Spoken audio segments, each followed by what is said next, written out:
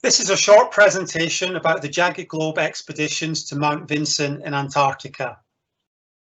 Now, most people will know of Mount Vinson because it's one of the 7 summits, and I think perhaps half of all the people going to climb Mount Vinson are doing so because they're interested in climbing the 7 summits.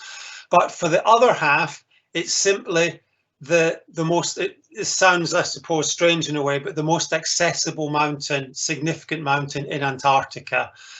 It was first climbed by a US government-supported expedition in 1966, and the first private expedition in 1985. And that was run by the organisation which has become the only operator who are able to take climbers to visit this part of Antarctica. So at just under 5,000 meters, it's similar in height to, oh shit, oh, stop. Cancel, back to the beginning. No worries.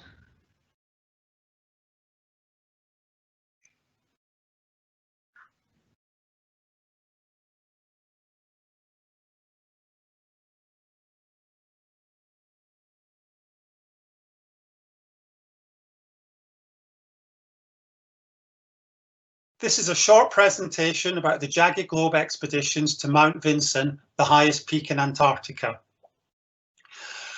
Most people will know of this as one of the 7 summits, and that's why about half the people who go to climb Vinson are doing so because they're interested in climbing the 7 summits.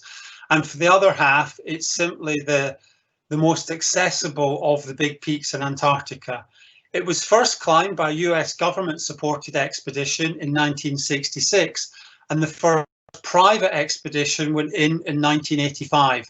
And the group of people who were formed to operate that are now behind the company which allows private individuals to go and climb in Antarctica.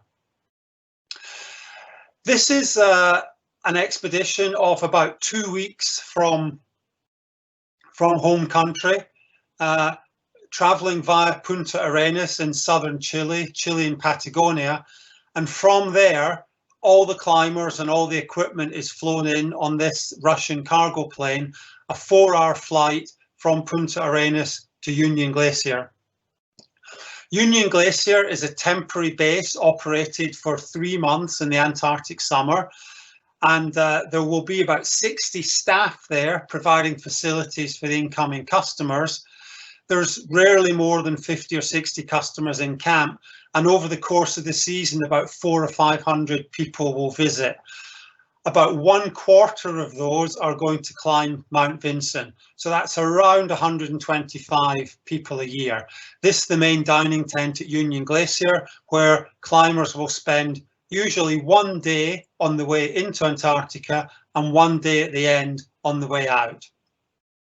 From Union Glacier, it's a 45-minute flight in a small ski-equipped aircraft, a Twin Otter, to Vinson Base Camp.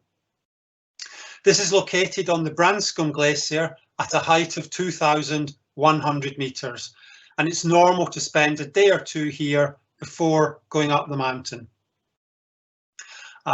Normal mountain base camp. I suppose in many ways that this climb is a little like a smaller or a half-sized Denali.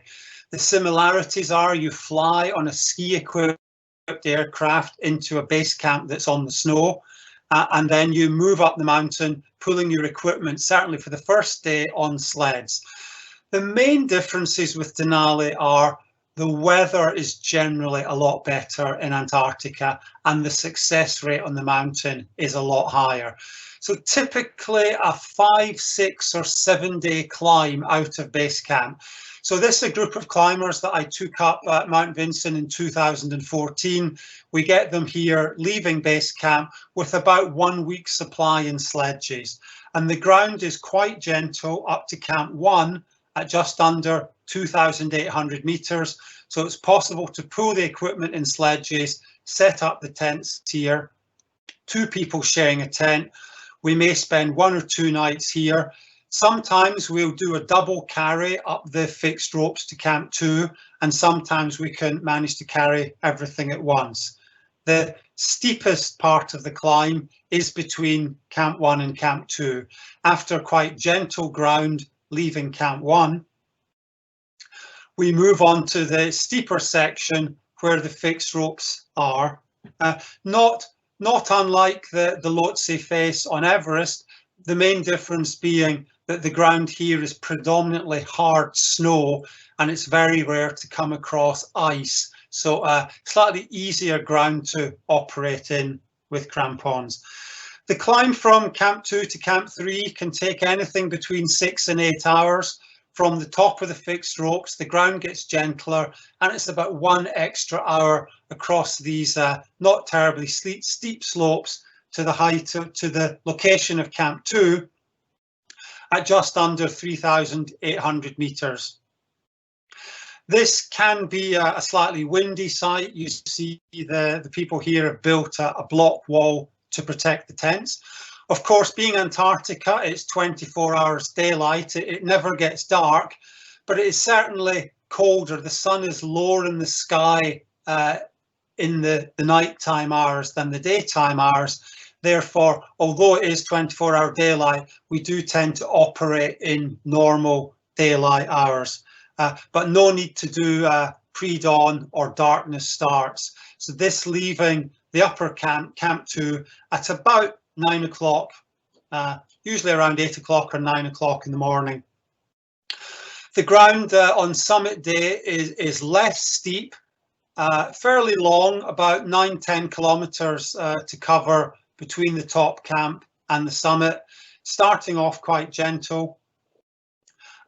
A bit of a rocky ridge higher up, but no fixed ropes required. And a typical group will take maybe 8 or 9 hours to make the ascent.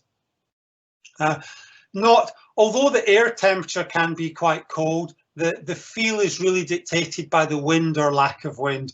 You'll have noticed the people wearing quite light down jackets when they started, but getting near the top, it's got a bit more windy and people have put on bigger jackets.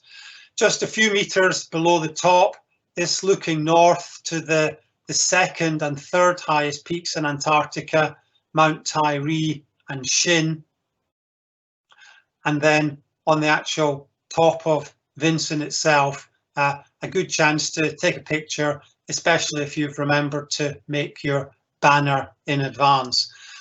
I think it is worth pointing out there's a few unusual features about Vinson.